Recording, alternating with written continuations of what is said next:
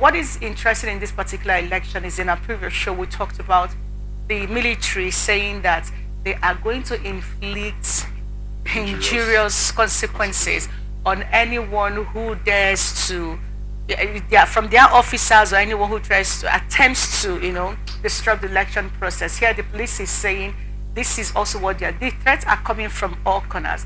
Yet, in this particular instance, the police is saying, how you have on election day officers going to escort their principals, maybe the people they are working as guard or orderly for to the election. This time, there's going to be a consequence. Do you think that this consequence is going to come, considering that the principal may end up winning an election anyway? One question I want to ask. Has there ever been an election that these statements were not made? I don't think so. There's always a precedence, and that's upon which we now make our bets. But what I would say, will always be hopeful for a better Nigeria. And so the statement, I don't want to see it to be bogus, I don't want to see it to be flaggerized, but I just want to believe that at this point in time, there's always a day for a change. Let's hope that there's a change in the system, there's a change in the way things are going to be done. Outside of that, I think it's just a normal process that there's always been with us. Strong statements will be made, what will happen to people and XYZ. We saw what transpired in the elections, just concluded the elections. They're very fresh in our minds. And whether we accept it or not, this is the reality.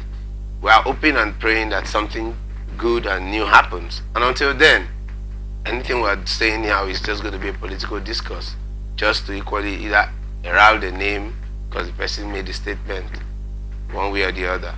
But the results would speak after tomorrow's election. We'll now know if there is hope.